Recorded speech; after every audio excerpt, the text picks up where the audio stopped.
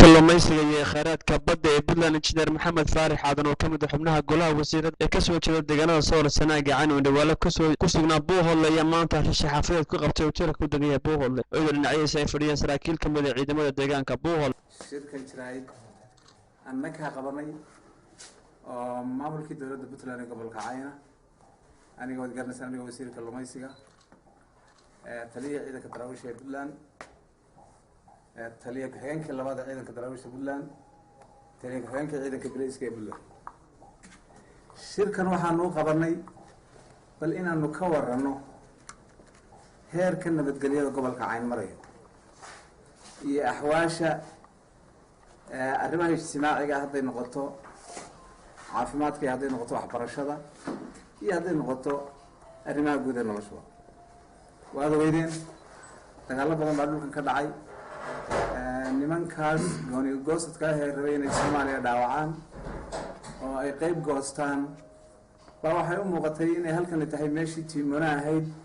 ee sida labada gaari ee Soomaaliya loo kala bixiyo halkii Soomaaliya lagu kala siibi lahaa halkan ugu muuqato dagaal joogta bay ku hayeen alxamdulillah dadka dhulkan degani hadday dawladda Puntland tahay iyo hadday tahay dadka deegaanka ee maleeshiyaadka iyo dadka reer miyiga ee soo ciiday hadday tahay waa la iska difaacay waa la maqooniyay gaadiidkoodii iyo hubkoodii baa gacanta maanta loo haysta taasi waxay keentay karaarkii badnaa iyo orodkii iyo warkii badnaa ee socday in uu dib u dhaco maamaha Soomaalida waxaa ka mid ah dawacar filkeed waa ri macnaheedu dawaco saacna ma cunto awrna ma cunto nimankaas si wacan baa la isaga caadiyey nasiib darro weli waxay fadhiyaan gobolka Cayn dhul ka mid ah oo weliba dhulkii biyaha lahaa bay weli fadhiyaan taasna talaanu kala nahay ciidamadan ayaa ka hadli doona meesha arrintaas marayso dawladda Puntland waxay diyaar u tahay iyadoo ilaalinaysa dastuurka dawladda Puntland ee muqaddaska ah inay dalkeeda iyo dadkeeda difaacato annagana matalayno gobolka joogna waad u jeedaan saraakiisha ciidanka iyo wasiiradiiba way joogaan kuwa kale oo xildhibaan ah oo gudoomiye ku-xigeenkii baarlamaanka ka mid yahay maan la weydiintay dad baa yidhaahda annaga wadana annaga wax difaacayna annaga tinjir ayro ciidan wax sheegan mayso maanta haddaanu Puntland nahay haddaanu cadaynaynaa 630 askari oo ciidanka daraawiishta iyo booliiska oo mushaariya noo jooga ugu yaraan 20 tignikaa ay wataan intaasi maamul kalena maaha ciidan deegaanna maaha waa ciidanka rigliga ee dawladda Puntland ee booliiska iyo daraawiishta siliga baaban bay noqotay waa sheegi jiray wal taariikhdooda is qorta wax qarsoon ma ahayn ilaa 2 bilyan oo shilin Soomaaliya ayaa bishii soo gala mushaharaan soo gala gobolka Cayn oo mushaharooyina